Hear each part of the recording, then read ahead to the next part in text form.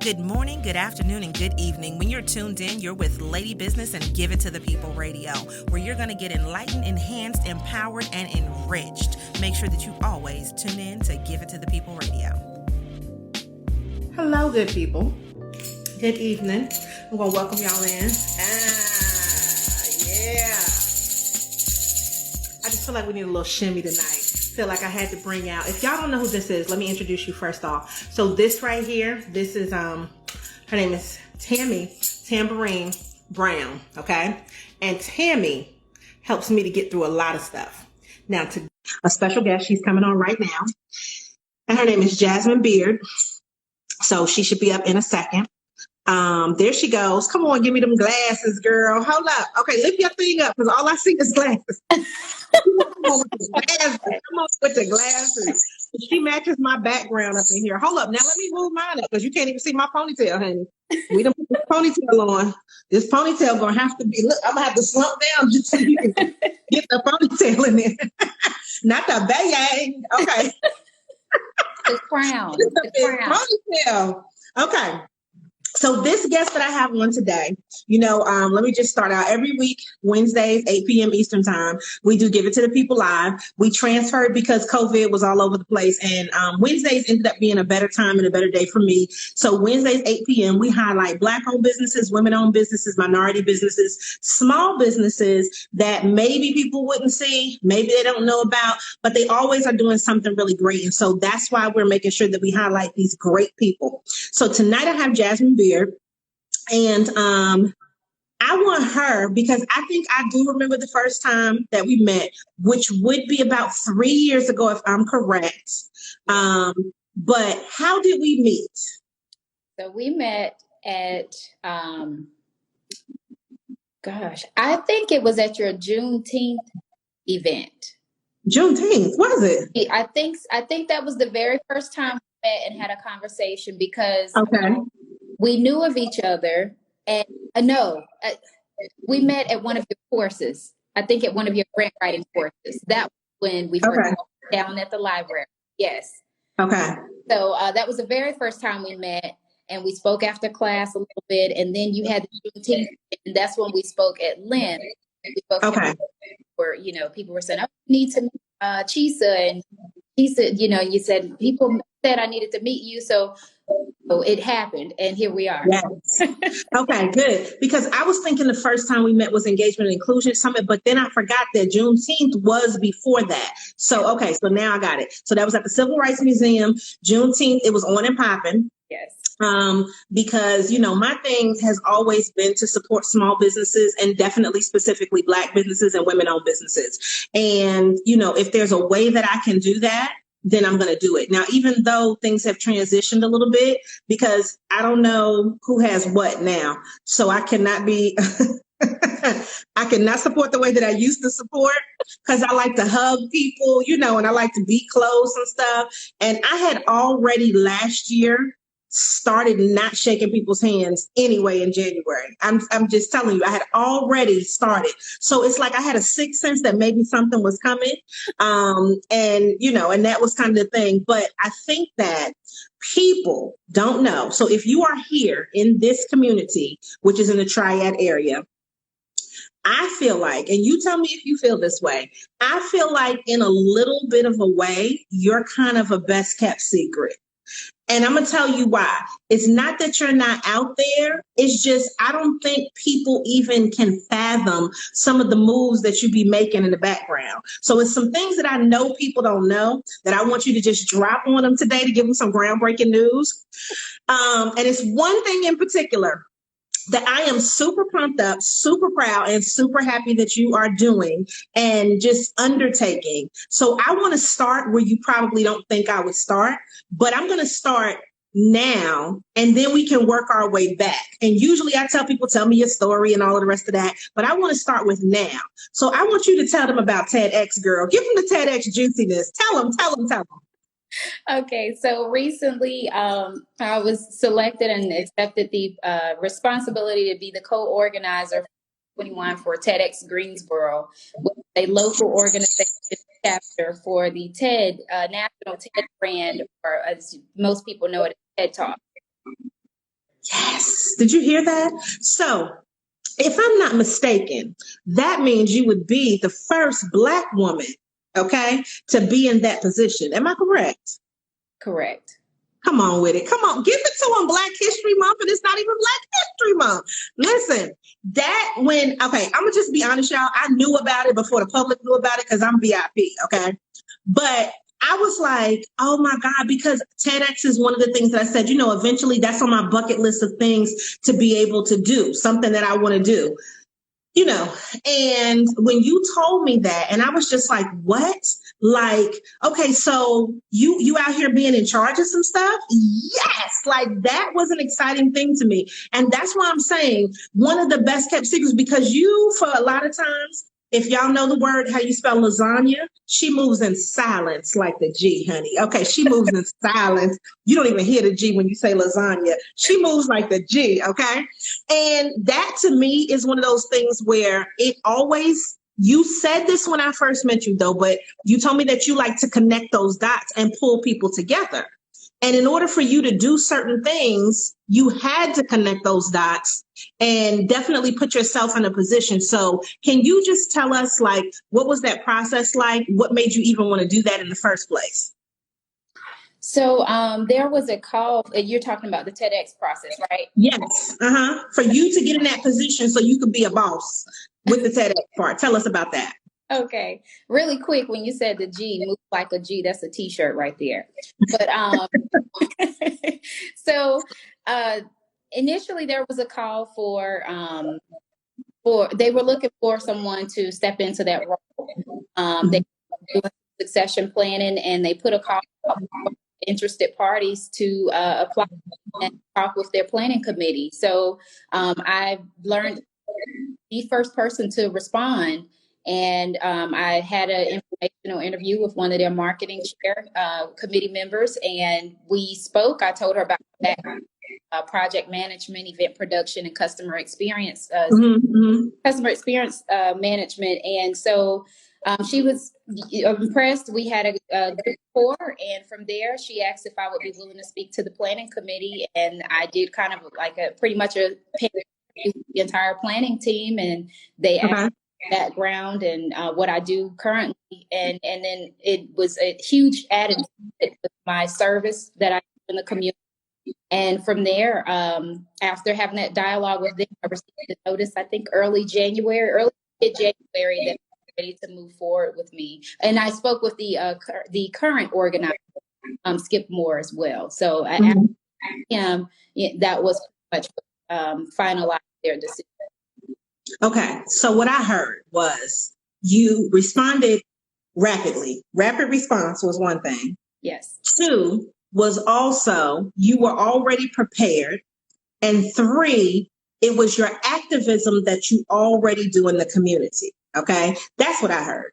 Those were the things that really made them then, pull you into it. Plus, of course, then when they meet you and you have all the lovely, bubbly personality and you know what you're talking about, all of that. But you had that groundwork to do before you even thought about even taking a position. So I think that, with each one of these things, I want people to really understand that with everything and pretty much everybody that I bring on, there is some level of preparation of them knowing what they wanted to do or just being in position to be able to take the next thing on. Because if you weren't together, they would not have chosen you. You know what I'm saying? And so you being prepared and then being able to kick it out. Now, let me tell you something else. Let me tell you about this. Jasmine will be like, so what do I need to do such and such? She will ask you a question. Well, who do I need to meet to make this happen? I mean, like, you are not scared to ask those questions. And then, like I said, to make those dots connect to get what you need. And that's an important skill set that everybody doesn't have. So where did this confidence and this fearlessness kind of come that makes you just look at these opportunities and say, that's my opportunity. I'm going to go over there and get that. What is that? Where does that come from? Oh, that came from being a little girl. In the neighborhood I lived in, I saw where the decisions you made heavily affect the lifestyle that you lived. And I remember sitting on the front porch of my house, seeing young women were young moms and didn't have didn't take advantage of opportunities that were given to them. And I knew, and then the situation I was in at that time as well as a young child, I said, my life's not going to be like this when I grow up. And I said, I have to go get it for myself. And that's what I internalized. And I said, I'll work as hard as I need to be. And I promised myself that. And then it just was fortified when I was in college. And I just made sure I wanted to be the first example of tenacity, perseverance, and determination for my future children. So. Okay. And I love that.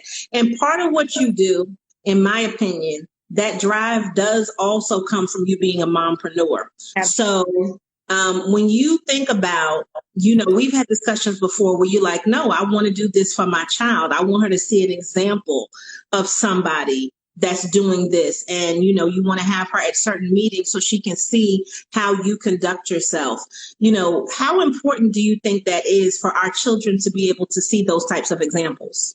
It's a must. It is a must. Our children do more of what we do than what we say. Perfect example, your children will, use profanity because they see you using it, even though you tell them no, don't stop them, or, and that's just a very simple example. Or if you see a child imitating a facial expression that their mother or father does often, they do more of what we do than what we say. And it's very important that they are in those meetings. That's the best form of flattery, to see my daughter walking around the house with a purse and my heels on and a cell phone, walking out of the door saying, yes, I'll be there in 10 minutes. Can you take me a meeting, please? To see her doing that.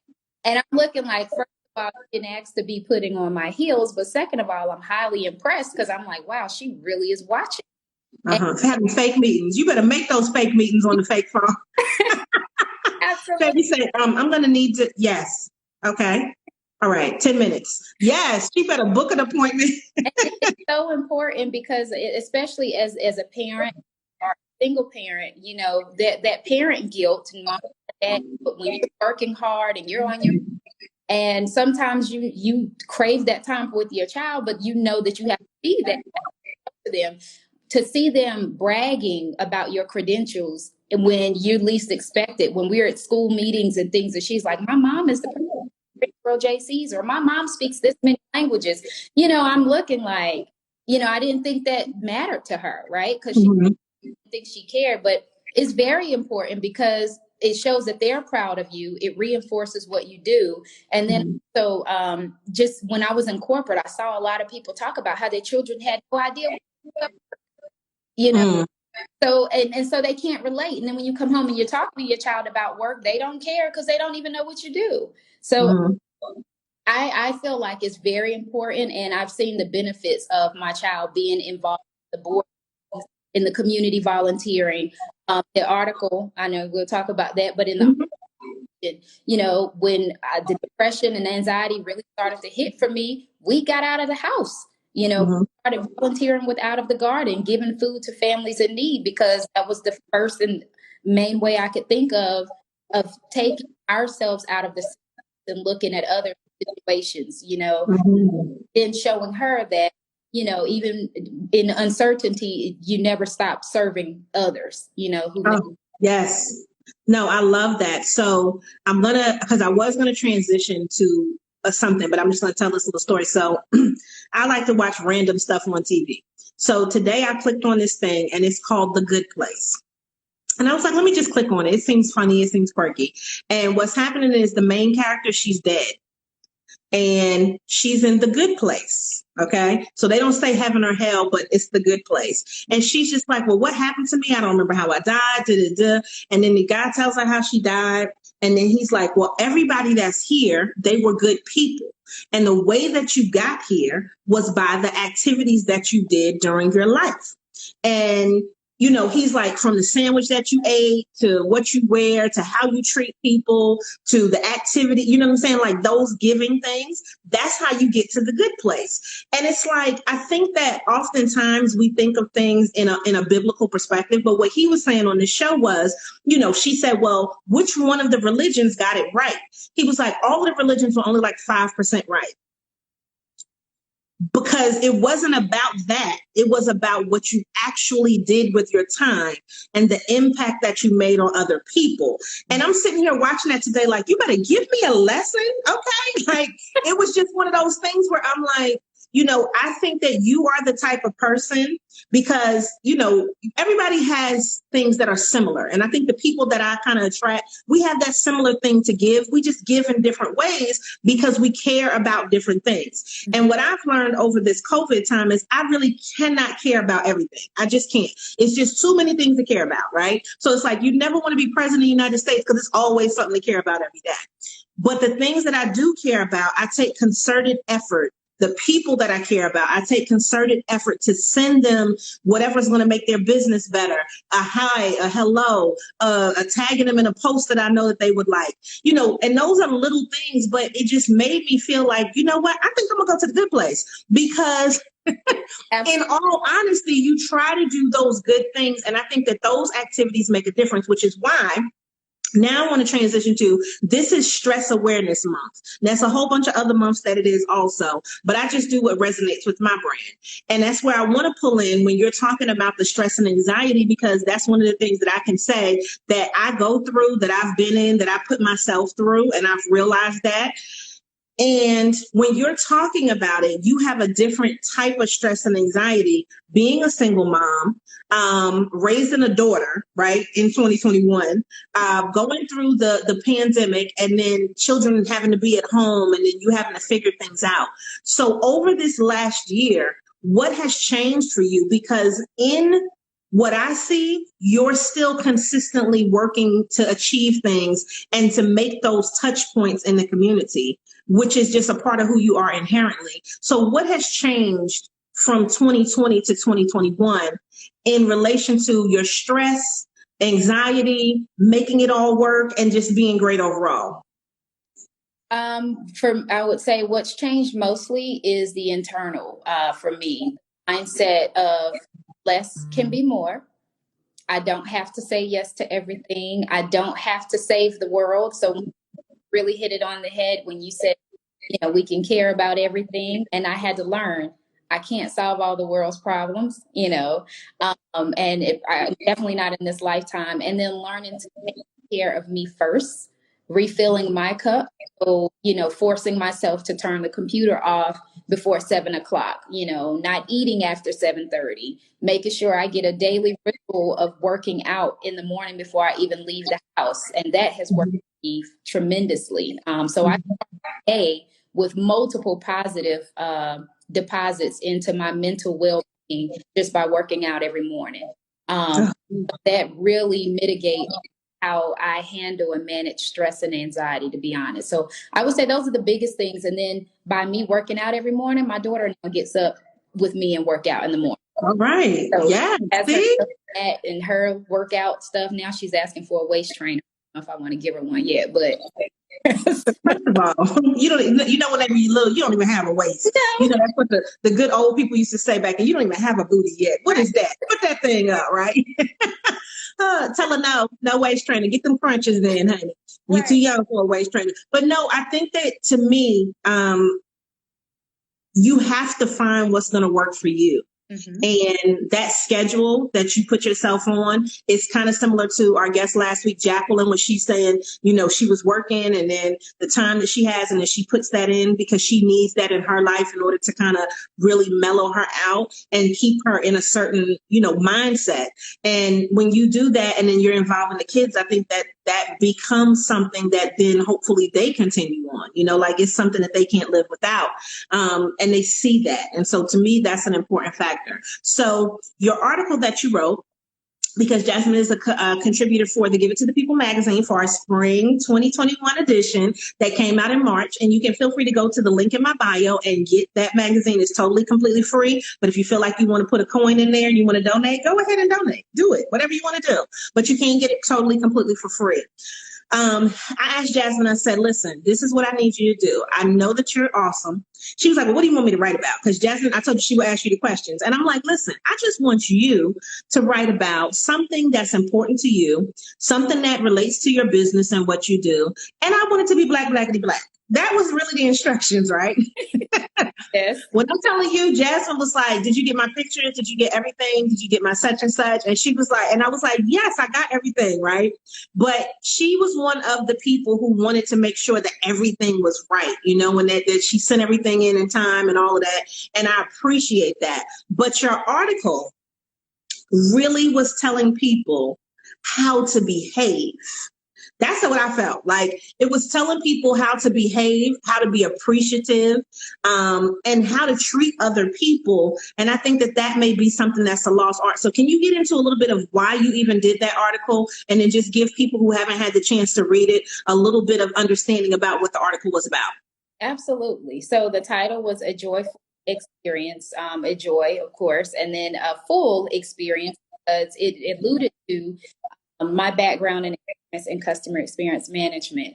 And so it's talking about, to Lisa's point, or to your point, the lost art of service and delight, especially, you know, in general, overall, but I've noticed a lot in this area. And you know, growing up here and just growing up in the South, a lot of companies have their call centers here because of the Southern hospitality, aside from the low cost of living and wages, right? So just looking at the fact that service has been on the decline well before the pandemic, and the pandemic was the immediate excuse for, you know, lackadaisical service. And so it's basically drawing attention to that, but also letting people know that even when you think people aren't, they are watching at all times, and you need to be mindful who walks in the door. If you have a service-based business, you need to be mindful who's calling, because your experience doesn't start from the time that you get on the phone with them. It comes from the time that they know that you even exist, whether that's online, your social media, or anything. And then it's further enhanced or, you know, decreased, sabotage, in their actual engagement with you, whether that's a phone rep, your waiter, your manager, greeter at the door, your phone service. They don't get anyone on the phone initially. So all of that makes a huge difference in what your business card says to these people. So your business card, not meaning the physical, but how they feel, how you appeal to their senses and their emotions. So that's what that article was about. And then I broke down some tips on how to make sure you're holistically giving a delightful experience, and then having a mirror moment. Sometimes fixing your customer experience doesn't always mean spending more money. Sometimes it's just making sure when I walk into your restaurant or your business establishment, I'm acknowledged within the first 15 seconds. Hi, I see that you're there. Would you, you know, I'll be with you in a moment. I'm this, or someone will be with you shortly. Thank you so much for coming in. Showing appreciation. Thanking someone for coming into your establishment goes so far beyond what you can imagine, because they feel appreciated, they feel acknowledged, and then they feel wanted and desired in their establishment. The other thing, you know, hygiene, that's a big thing. You know, hygiene and sanitary practices. You know, I cringed going into a restaurant, seeing a manager with gloves on, picking up trash off the ground. And I walked in and he said, "Oh, let me go get your to-go order." I said, "Excuse me?" He said, "Let me go get your to-go order." I said, "Can you find someone else to pick up my order?" I said, "When I pulled, I saw you rolling up the carpet and picking up trash off the floor." He said, "Well, I had on gloves." I said, "Yeah, but you didn't wash your hands either." I said, "I'd like for someone else to bring me my order." And this is a restaurant manager, and you know they're supposed to take the Safe Serve certification and sanitary practices. So if the manager is doing that, imagine what the employees are getting away with. Oh my God, that's disgusting. I just need you to know that. I have always paid attention to people washing their hands when they mess with my food. Always. This has given me a heightened sense. Your article made me realize, like, you know what? I always acknowledge when people give excellent service, whether it's through a tip or whether it's through telling them. And we just recently, we went down to Tybee Island down in Georgia, Savannah area. And the guy, you know, I told him what I wanted. And he was like, "Okay, well, it's going to take XYZ amount of time to make that, because, you know, you want it fresh and everything." And let me just tell you what the order was. Okay, so I wanted to try the new flounder fish. Okay, You know, I wanted to try some flounder fish at Popeye. So when I walked okay, well, I'd like to get the flounder. And I was like, is it good? And he was like, yeah, it's good. It's seasoned and everything. I'm like, okay. And I said, I'd also like to get the chicken because I'm ordering for 2, right? So I tell him how many pieces, and he told me it wasn't enough. So he would make me some fresh chicken. So then he tells me, can I hold on? So I hold on and I'm waiting. And it's like, 3 minutes, 4 minutes. And that's like an eternity in fast food time, right? Mm-hmm. And then he comes back and he tells me, I just wanted you to know why it took so long. And he said, because I had to save your flounder fish sandwich from the drive-through because otherwise somebody else was trying to order. And I wanted to make sure we had one flounder fish salad sandwich left. So I'm just like, first of all, you got to go save my flounder sandwich, right? Right. Then, he's telling me how long it's going to take. So we sit down, check out the flounder. And then, he's telling me in between, okay, it's another 3 minutes. It's another such and such. It'll be out.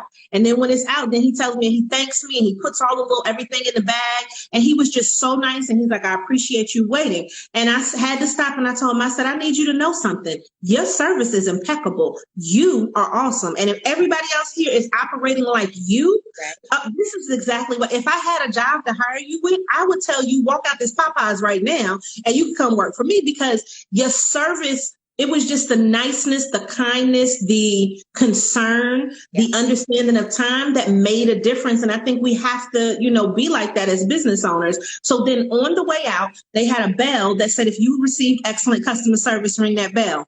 So I rang the bell and he was like, thank you. And I was just like, you know what?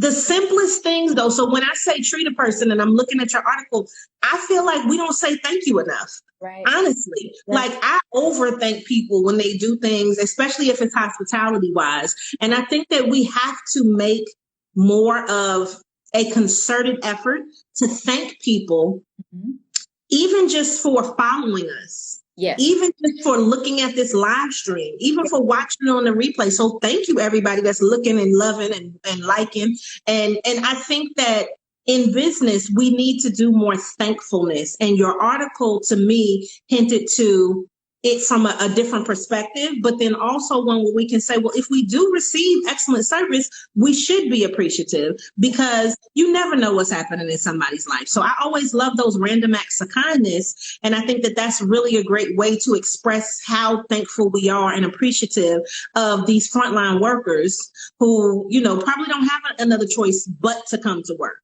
Absolutely. They can't just take off when they want to. So I think your article definitely helped to just bring that in perspective, for me and probably for a whole bunch of other people who might not be thinking about that. But that's why we say Chick-fil-A, like if you're not Chick-fil-A service, it's like, oh Lord, you're going to have to, you just get over there to wherever and you be like, oh. But that Popeyes down in Georgia was everything. I just need you to know they were really nice and it was clean and all of that. But it comes from the person that's up top. So you are the top person at your company. You do the everything.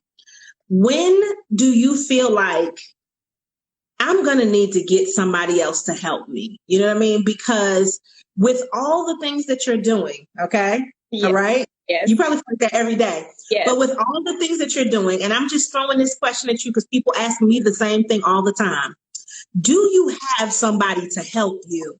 And if not, when are you going to get somebody to help you? Because all of this greatness that goes out, you got to have some time to be with yourself and then just have me time too. So when do you feel like, okay, now's the time for me to delegate to somebody else. Now's the time for me to get somebody else to help me because that helps me continue to be great. I feel like I gradually approaching that. There are times I feel like I should have done it, but realistically, because I definitely want to provide someone, a solid and honorable compensation for their time. I feel like that is coming upon me really soon.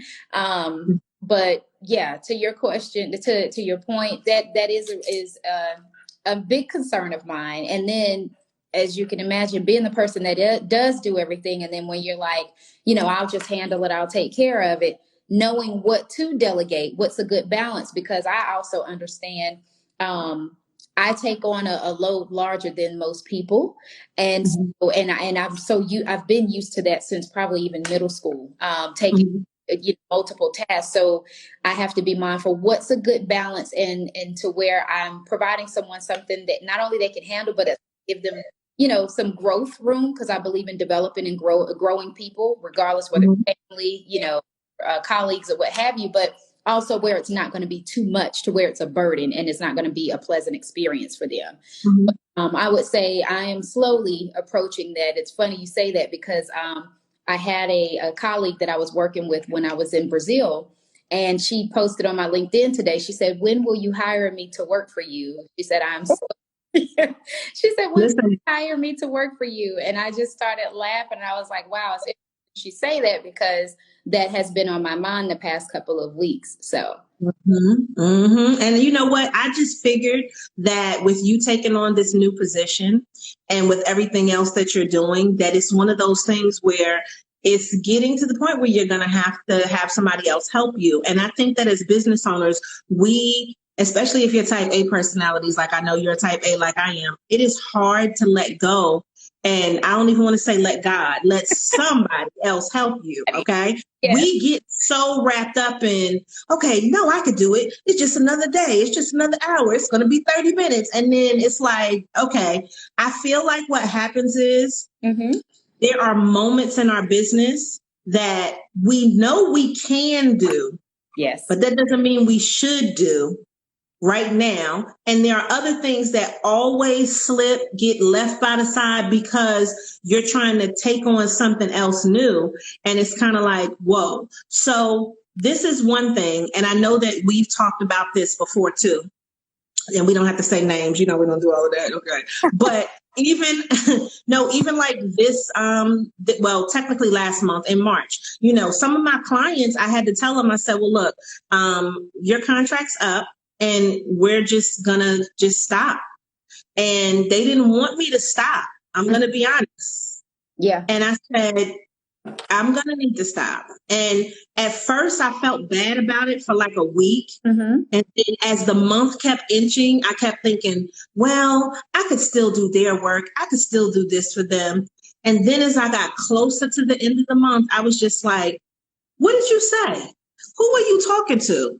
Did you make an executive decision at the beginning of the month? You did. So why are you trying to backtrack and trying to do what you said you didn't want to do? Because this is the thing. If you know what's coming and you're always trying to make sure that you're prepared for the next thing, when the capacity is at a level, right, and you need to switch gears. And I told the clients, and I love them to death. And I told them, I said, well, listen, this is the thing.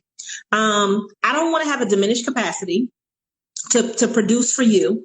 And at the same time, I love your money. I would love to keep your money. Okay. But I also have to do things for me. Right. And so I think it comes to a time where you realize I have to let certain things go. So can you give us an example of like, you know what? I'm doing too much. And am I getting what I should be getting back? I'm going to need to pull back because I need this time for me and my business. Can you give us an example of that to kind of help people understand it's okay? It's okay to pull back a little bit. Absolutely. It's definitely okay. The perfect example, there was a client I had and I was doing a lot and I found myself, I was looking, I said, well, I need to start prospecting because I'm transitioning into a new customer segment. So, or client segment. And then I started looking at when I would plan these things in my calendar, I was always too exhausted to do it. And just the mental fog that I had, like I had no energy whatsoever. And then I started looking and I said, okay, well, I'm in business. I love what I do. I'm passionate about it, but why don't I have the energy for it? And I started realizing my biggest energy drain was from all the excessive things that I was doing for this particular client.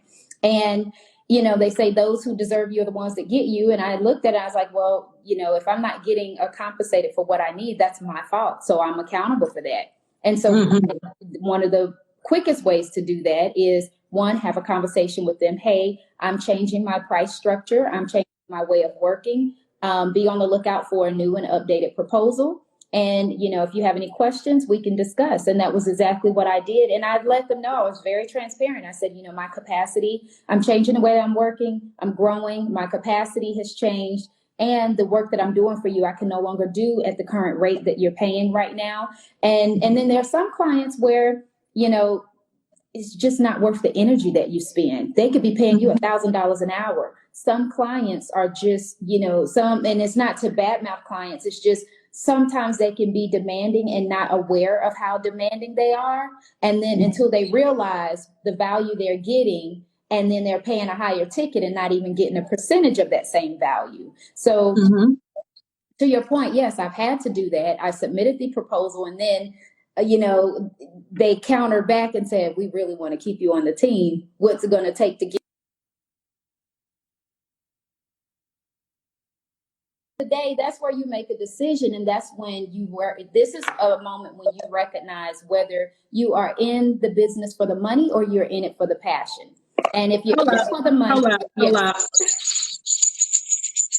That's what I'm talking about. And that's, you know what? I didn't know what you were going to say, but I felt in my spirit. You was, yes, girl.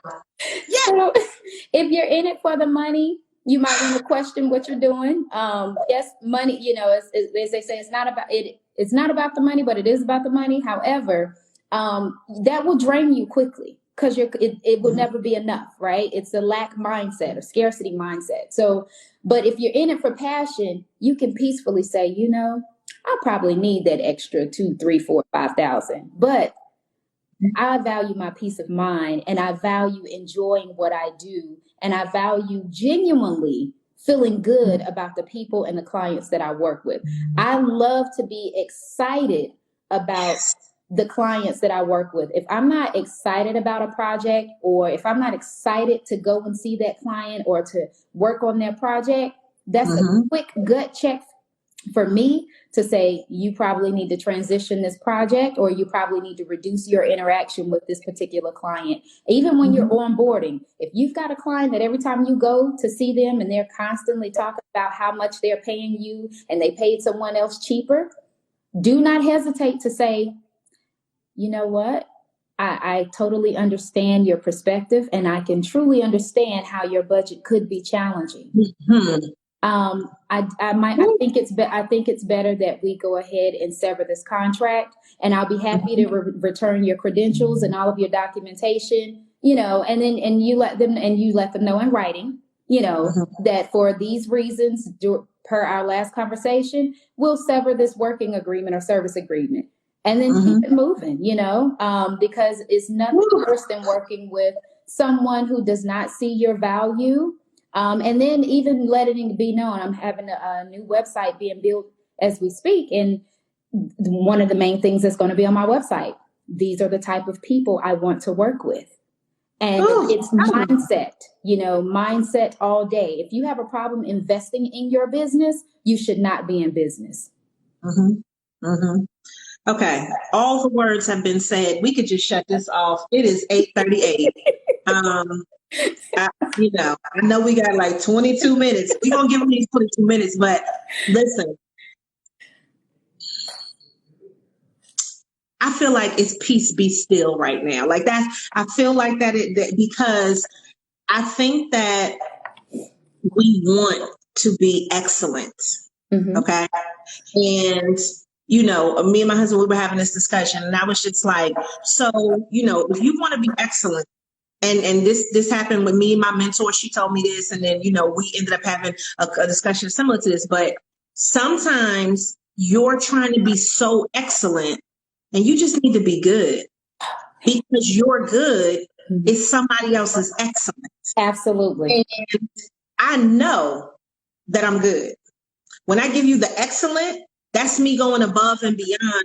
And what happens is, and I don't know if this has happened to you, but I'm just going to tell the audience, you're so used to being excellent and being so on par that you do too much and you feel a certain way when it's not appreciated or not noticed, because it may just be that they didn't notice the excellent levels that you were providing.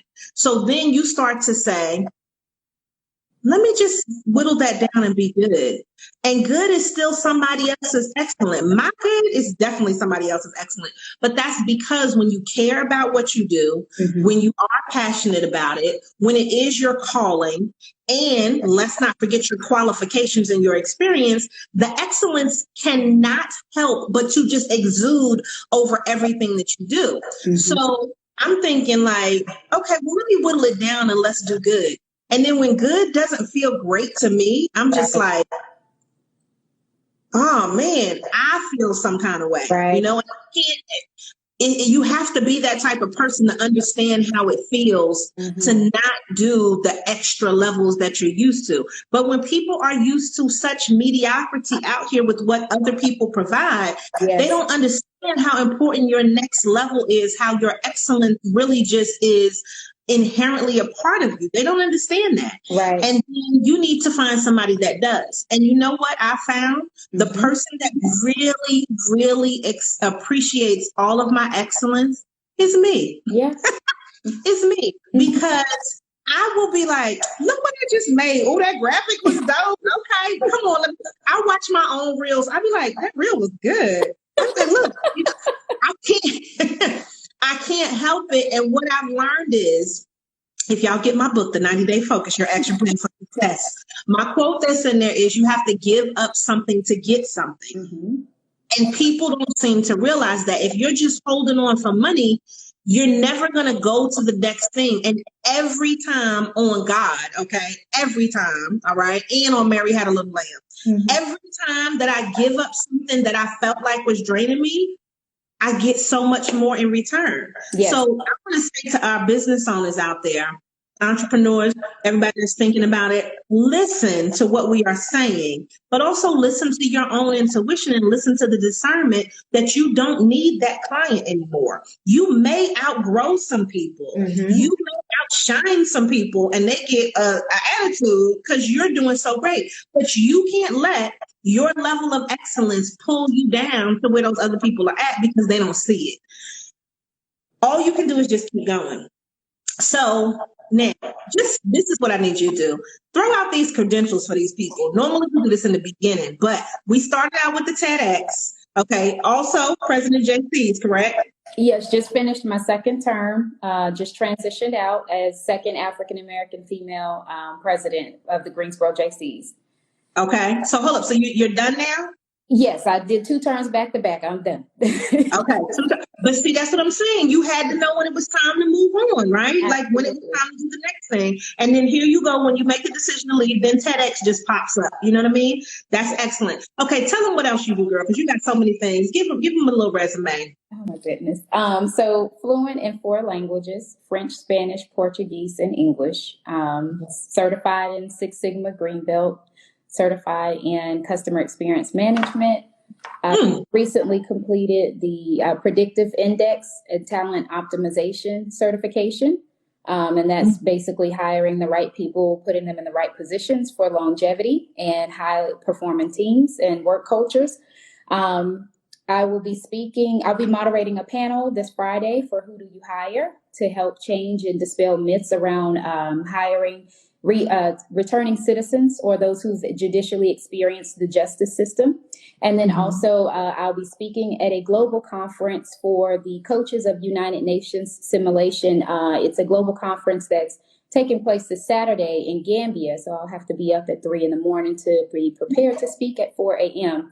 this Saturday. So that promotion. Put your hair right back on. Don't even, just get ready. Just put your outfit out now. You'll be ready for Saturday, girl. Yes!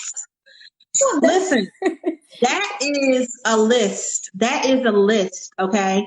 And that's not even the other part of the business. Like, you just listed out so many things that I think people don't understand how important it is to continue to get education. Okay. So what's driving you to say, you know what, let me get another certification. Let me do another such and such. Is it that you know that you'll be more marketable? Is it that you have more of a desire to just learn? What's driving you to make sure that you obtain all of these different certifications? The number one thing for me is every day I wake up and say, how can I outdo myself? I don't believe in competition. So, because I always say you never know what demons somebody else is running from. And if you look at people who are in the Olympics when they're racing, you rarely see them look to the left or the right because it slows you down. So as long as you keep looking forward, you're always going to continue to pick up momentum and speed. And so for me, it's always competition to myself.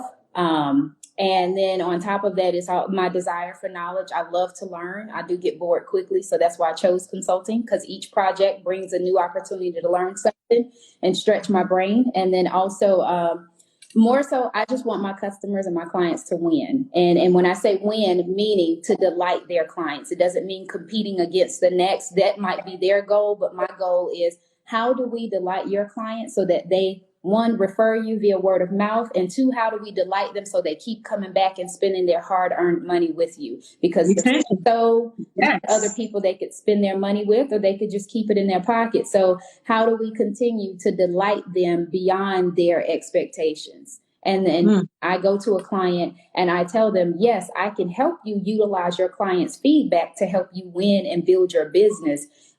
Their eyes light up because they'll say, well, yeah, we need to do surveys, but we've done them and nobody answers. And I can quickly tell them, this is what you need to do. There's a science to designing a survey.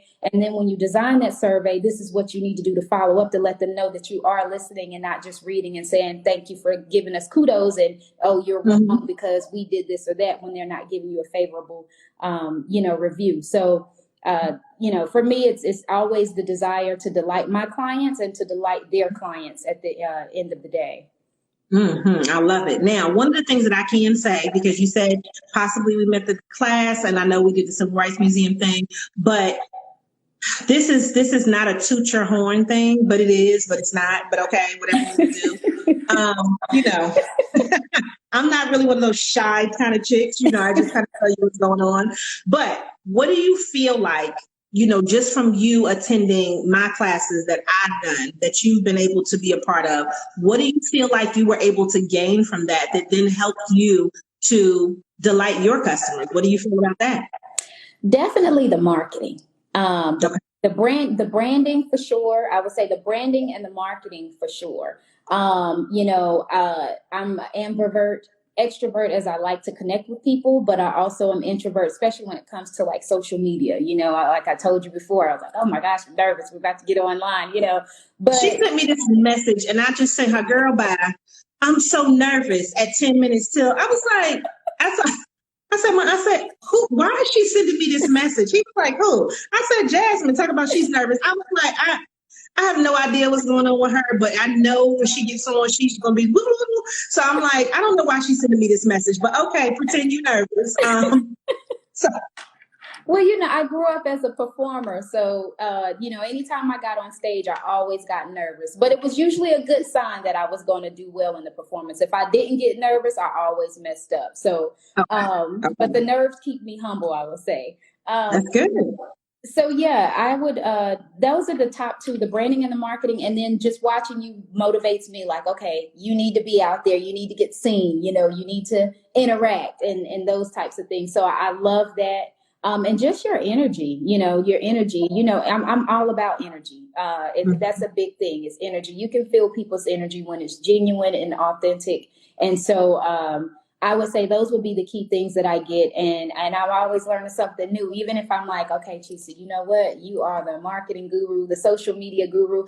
I can't do 10 different platforms all at one time, but I will aspire to do something. So I will say I have definitely increased my social media presence and digital presence by attending your courses. And then again, being able to share that with my clients, and I love supporting other business strategists and marketing gurus, because when I attend, I'm not only supporting you and your brand when I attend your course, but I'm also learning something to share with my clients. And then, as you know, referring back to you. And so, and it's a circle of, communal wealth. And to me, that's the only way you're going to win, because when you give twice as much as you receive, you'll never be at a deficit.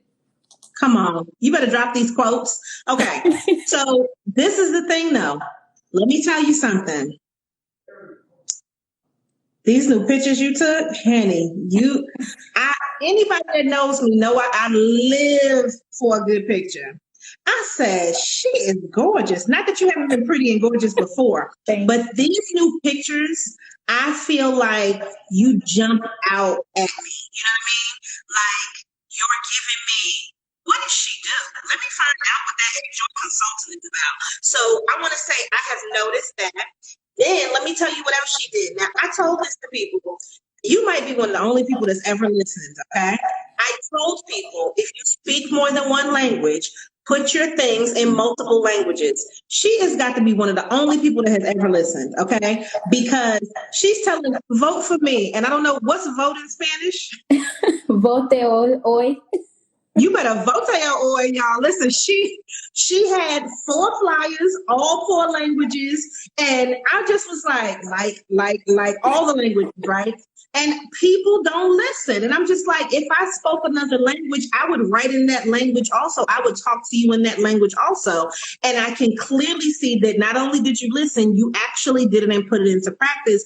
And for me, that's like, oh, shoot, look at that. Okay, you better vote to your oil, whatever you should say, you better do it, right? Because I get so pumped up when I see people's stuff look good. Like I really just get, I call them the little chocolates. I get the little chocolates. They just be jumping around inside like, okay, look at her. Look at that fryer. Look at that picture. And I never feel like, like, you know how some people look at your pictures and they just like, oh, you just doing too much. Oh, you think, listen, if you ever need somebody that's doing too much, come to this page because I'm going to do too much every day. I mean, so if you don't need too much, don't come over here because that's what we're going to give you. But it's also that you do support other things in the community and you can see that in the things that you put out. Can you, and I know we have a little bit of time left, but when you did, what was the name of the event that you did that was, you had me do the video for, where we were basically saying what we were going to do in the community to make it better. And you put that together with the Civil Rights Museum and you had the poets and everybody talking. Can you just tell them a little bit about what it takes to build that community that you're talking about, to pull people in together? Because a lot of people don't understand that idea of community over competition. They don't understand how you have to work with somebody else sometimes in order to get where you need to go. And that when you do work with people, you should not be trying to use them. It should be something that's mutually beneficial. So that community service that got you to where you're at now with the TEDx portion came from somewhere else, but you were doing things before you got there. So just give them a little synopsis about that event. Yeah, so the event was called The Time Is Now, and the original nature of the event was to have an open dialogue with, and just a backstory, Greensboro historically, as well as it's known for its pioneers in the fight for civil rights and against racism, it still has its roots in racism as well. So even today. And so that event it came out of a conversation with one of the staff or team members at the Civil Rights Museum, as well as Lyndon Rago of Cometa. And when I did the Everything Black event, the museum director had referred them to me. They said they needed an event producer or planner. And he said, well, if she can sit still long enough, this is who you need to call. And I was cracking up when he said that. He said, he said, John said, if she can sit still long enough, you need to call her. And so at the end of the day, that's how that event started. So I collaborated with another consultant on that one, Deftable Ziti Umalo, a good friend of mine as well. But we collaborated. We talked about, what were the different parts? Who were the voices that were not heard in the rooms? Because a lot of times, and you probably noticed this, in certain rooms where decisions being made, there are a lot of times you're inviting safe voices. Not the voices that face the disparities on a daily basis, not the voices that really see the reality and the harsh reality of decisions that are being made in our community. So a lot of times it's more so about being empathetic, having a touch point in the community, a genuine touch point, not saying, yeah, I know what goes on over there, but not really being involved and not being able to connect with those individuals. So having a real touch point, a genuine connection with them, and then letting them know, we want your involvement. Your voice is valued. It may not be valued in other places, but we value your voice and we want your voice to be heard and give you a platform. So in general, just working with other people, yes, you have to be support to get support. And so that for me, I think is the biggest success in any collaboration that I do. It's always, what do you need? How can I help you fulfill that need so we can fulfill needs of others together? And that, the biggest thing that we hear today is a popular quote is, if you want to go fast, go alone. If you want to go far, go together. And so, that it rings true. I mean, if you take a candle and light another candle, that other candle doesn't burn out any quicker, right? You just be able to, if the house catches on fire, it burns down even quicker. So, yeah, but that's true. But you know what? Let me tell you, and I think I told you this.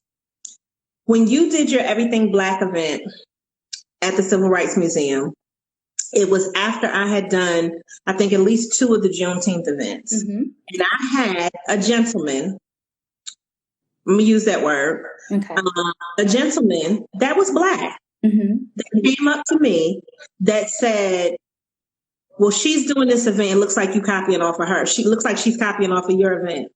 And I said, well, I do Juneteenth. That's me. That's my personality. That's what I wanted to bring to the community. What she's doing is not exactly the same at all. It's at the same location. It's still trying to attract people, women, Black people, minorities, small businesses.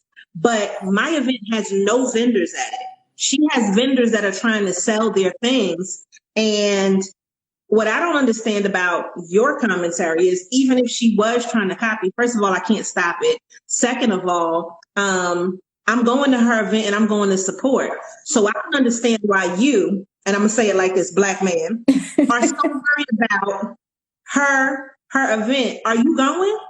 Are you telling other people about it? Are you really here for the community and for the spirit of what she's bringing, as opposed to worrying about if it's like my event? Because they're not the same. I need you to understand that. And I think sometimes those little nuances, that little, the audacity of that conversation, let's just put it like that, to even do that, to not even just worry about, are you doing an event? Do you have something going on? What are you doing? That's really helping bring the community together. Oh, okay. So what you're doing is trying to be divisive.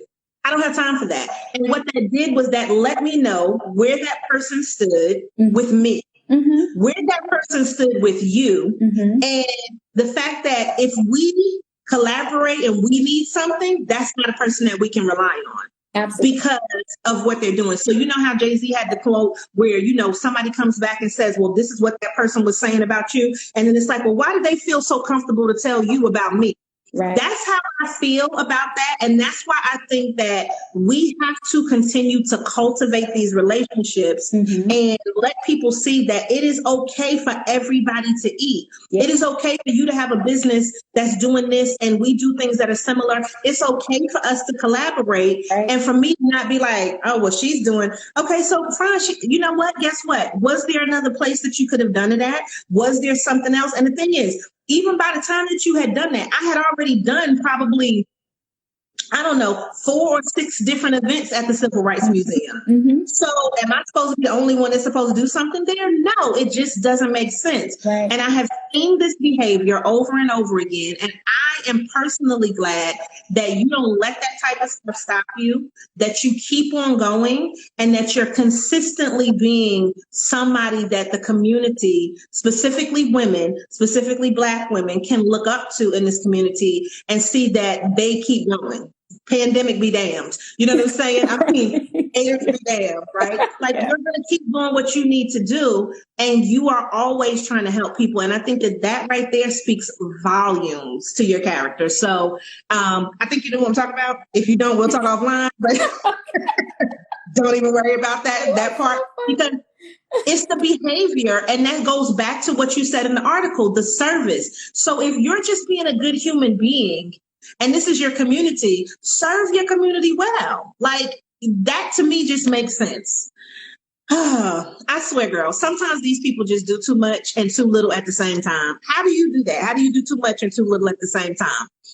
All right, Jasmine's stuff is kind of like circling, so it looks like we're having a little internet issue, but you guys know what I'm talking about out there, right? You've seen people that do too much and too little at the same time. You've seen it, and we need to be more together. Like, I just don't understand all of the competition that people try to bring out.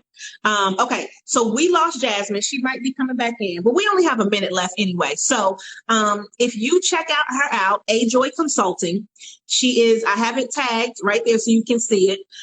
Check out A Joy Consulting. If you need to hire her for for her services, please definitely hire her. She has dropped all the good gems, gave us some quotes out here this evening.